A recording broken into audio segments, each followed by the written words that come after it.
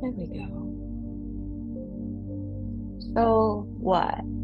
Allow the neck just go back and forth a little from side to side. Release the jaw a little bit. Feel the music. Let it help soften the body a little bit.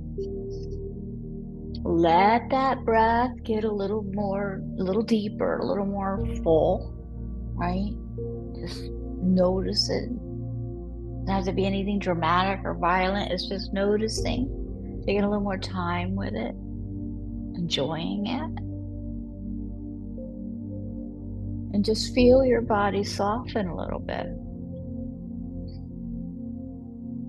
It's part of the practice. Noticing. Welcome to Zenful Conversations. We're here in this community every single day. We're in our 6th year, and this year is a meditation practice. And honestly, I can't see how this is anything other than a meditation practice. So, it's disguised as a conversation on being present.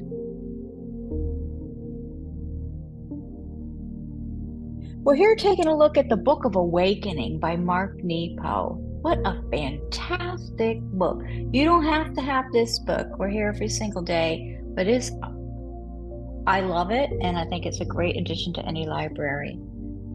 The Book of Awakening by Mark Nepo. This New York Times bestseller is described as having the life you want by being present to the life you have.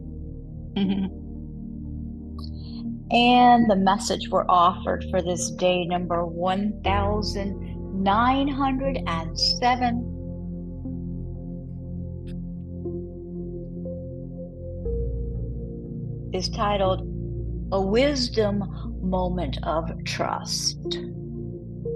A wisdom moment of trust. If you can't cross over alive, how can you cross when you're dead? That's Kabir. Kabir? It's okay.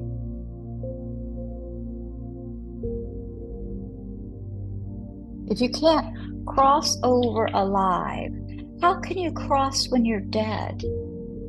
Just take a breath with it. Release whatever tension. The need to step into what we fear, and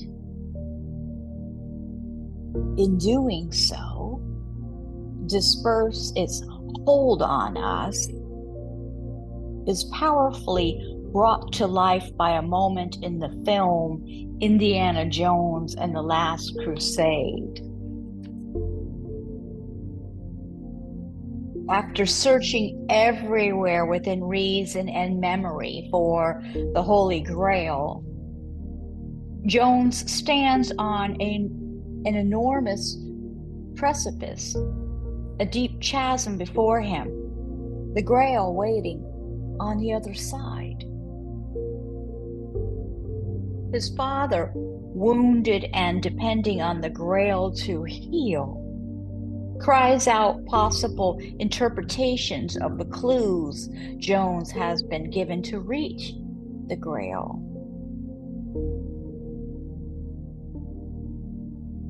After what seems like a lifetime of inner debate and escalating fears, he dares, against everything he knows, to step into the void above the chasm. And as he does, an enormous stone foundation appears beneath his feet, a bridge that was there all along.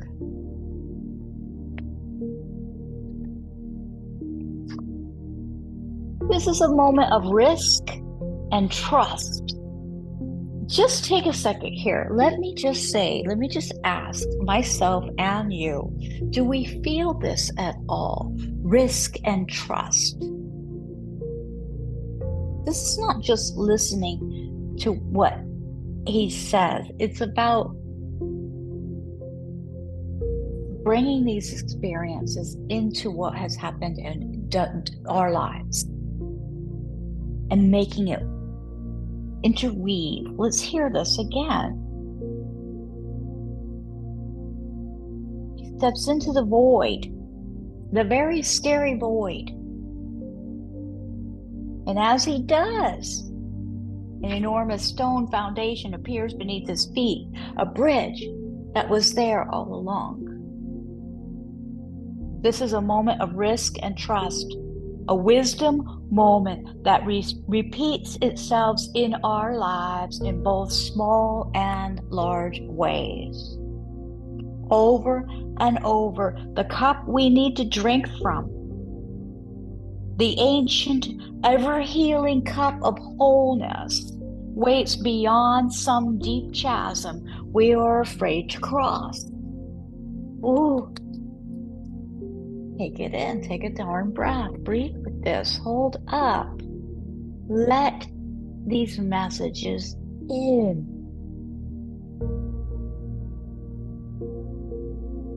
This is a moment of risk and trust, a wisdom moment that repeats itself in our lives in both small and large ways, over and over. The cup we need to drink from, the ancient, ever-healing cup of wholeness, waits beyond some deep chasm that we are afraid to cross. We've heard this in many different styles, many different versions of this.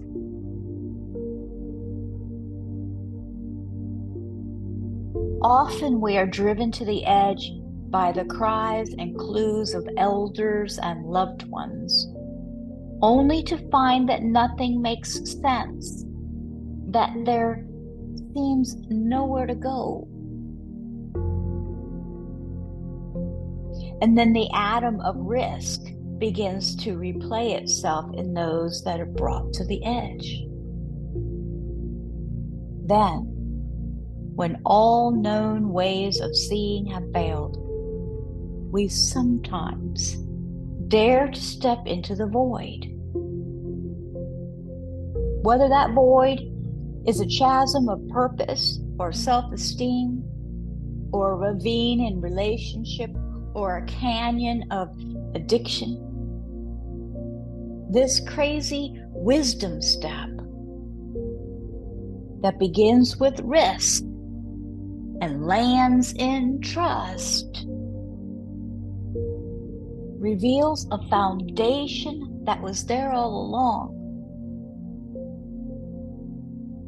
but which is only made visible by our risk to think and see in new ways and trust to step into what we fear.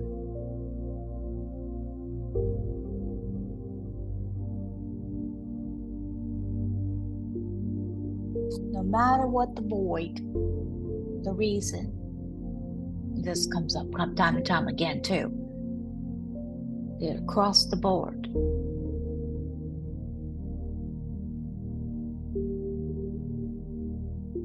This wisdom step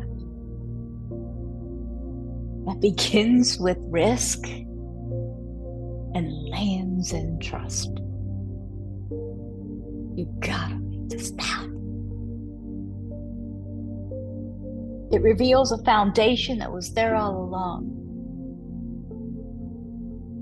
It is only made visible by our risk to think and see in new ways and trust, our trust, to step into what we fear.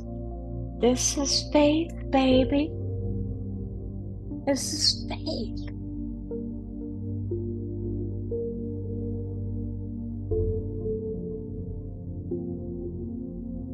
Take a deep breath. If you're able to close your eyes for the meditation, please do so. If you're unable to do so safely, don't. But breathe deeply and know that even the smallest moment moment of risk and trust is difficult.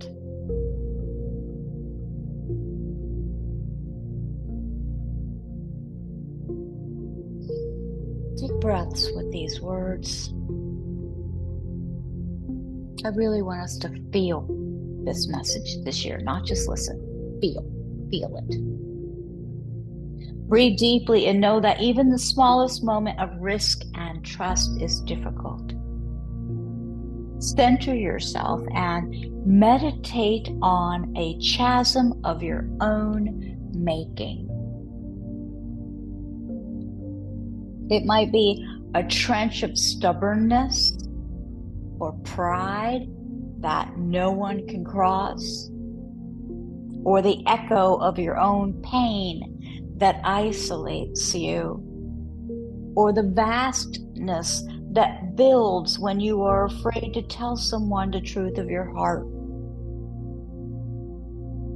or the absence of belief that you deserve what waits on the other side, right? But lean into your chasm gently until the fear subsides. Relax the jaw and allow yourself to lean into this gently. Give yourself permission and time to lean into this gently until the fear subsides. Lean into your chasm and offer, through your breathing, a wordless compassion for yourself and all others in our very human struggle. Step with risk and land with trust.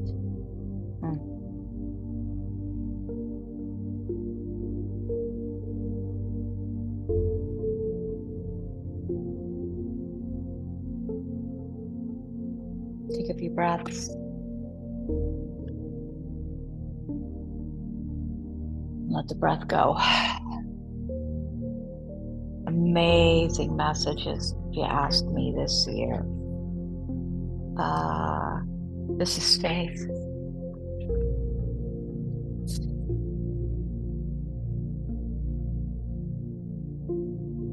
But I think this allowing ourselves time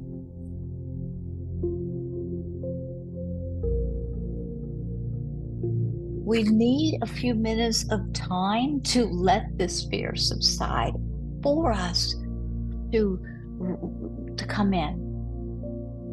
My opinion. But I think giving ourselves time is one of the more important things that we need to practice, as we need to work on. What we do with it will come. But carving out that time slot and giving yourself a few minutes to really come in, because if we sit with ourselves, whatever it is we sit with, it starts to change. It takes different form. And it can get softer with this loving energy. And we need that. We are screaming for that. We need ourselves desperately. So that's the real practice this year. Becoming present for our own lives. And I don't think there's a better book to help us accomplish that than the book we're reading, because we're just 4.5 months in and it's already kicking butt. So by the end of this year, I think if we practice every day, which we're here every day, and give ourselves a little bit of time to absorb it instead of gotta go, gotta do this. Slow it down at least long enough to hear and absorb this message. Thanks so much for being here. Thanks for sharing in this practice. Appreciate it, you guys, and have a good day, and we'll see you tomorrow. Namaste.